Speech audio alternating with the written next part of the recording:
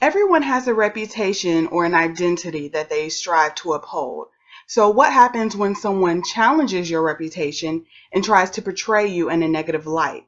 I'll be discussing the VH1 show Sorority Sisters that was canceled due to dissatisfaction of the way that predominantly African American sororities were portrayed. Sorority Sisters premiered on VH1 on December 15, 2014, but the plug was pulled quickly after airing just a handful of episodes. VH1 stood behind their decision to air a show that they felt featured a group of ladies from the most prominent African American sororities.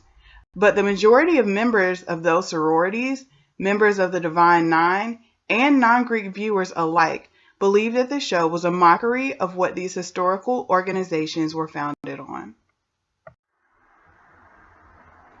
Now let's do some fact checking on the mission of the four sororities depicted in the show. First, Alpha Kappa Alpha Sorority Incorporated. It was founded based on 5 basic tenets, and just 2 of them are to cultivate and encourage high scholastic and ethical standards and to promote unity and friendship among college women. Next, Delta Sigma Theta Sorority Incorporated, whose purpose is to provide assistance and support through established programs in local communities throughout the world. Zeta Phi Beta Sorority Incorporated, encourage the highest standards of scholastic achievement and foster a greater sense of unity among its members. Sigma Gamma Rho Sorority Incorporated, public service, leadership development, and education of youth. Now that we've taken a look at these organizations' founding missions, here's a short clip of the show Sorority Sisters. Nobody cares about life. It's so petty. You're a trifler and you're ignorant. The first time I sat down, you asked me had I ever been beat up for being a white Delta. No, April never said that. You were right. It's something you can say, though. Nobody's valuing the good things that's going on. Everybody's just all about the negative, the negative, the negative. Nobody's thinking about how I'm breathing today. Nobody's about to look at their mom or their grandparents and stuff like that. Right. I'm dealing with that, but I'm sitting here being quiet. I'm sitting down, but everybody's so petty about, oh, who put a boutique flyer in my store? Right. What I want is for you to come back with us, say what you said, and at the end of the day, reference exactly into perspective and what's important. Honey, the first time that I met you, that doesn't intimidate me, Shanna. The first time, really? Shanna, you don't bother me, really. Like, The show has ended and clips no longer play on VH1.com, but the comments that people left are still very visible. And although the comments on their website have died down, a lot of what people said is still reading loud and clear. Katie writes, I'm a member of the Divine Nine, and I have to say this is so sad. Our founders would be in turmoil behind the airing of this show. I pray to God and our founders that this show be ended ASAP, and the cast members should be expelled from their respective organizations, as true sorors would never behave this way for the public to make yet another assumption about AKAs, Deltas, Zetas, Sigma Gamma Rhos, and black women as a whole. Here's a comment from a young lady who says that she was once interested in joining a sorority, but after seeing the show says, quote, they can't even represent themselves properly. I can only imagine how these sorors would represent me. And D. Renee responds, this is far from an accurate representation of any sorority. In our text, Peter L. Berger emphasizes that language is important in the production of social structures which are formed by social processes. In our workbook, we discover the following. Looking at Berger's narrative analysis in the analysis phase, the assessor engages in a process of discovery by asking constituents various questions that allow the assessor to define and/or discover the major dominant narratives or messages contributing to the communication issue at hand.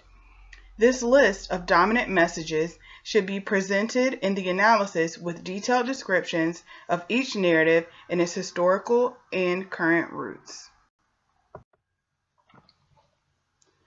Looking at strategies to take in the future based on theory, I'd like to look at Berger's four motifs: debunking, unrespectability, relativization, and cosmopolitan. Debunking is defined as seeing through the initial mask of a narrative to address its underlying goals.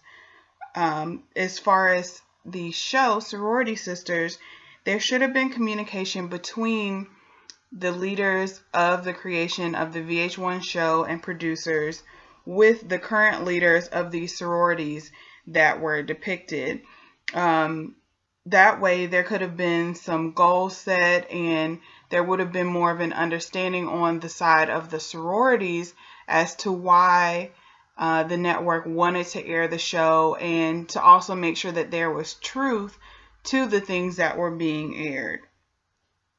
Unrespectability. Considering the work of other people outside of one's own situation or position in the organization. This is where VH1 should have made the decision not to air the show for ratings based on the drama and the fights and the yelling, but to really focus on the true and genuine depictions of these organizations.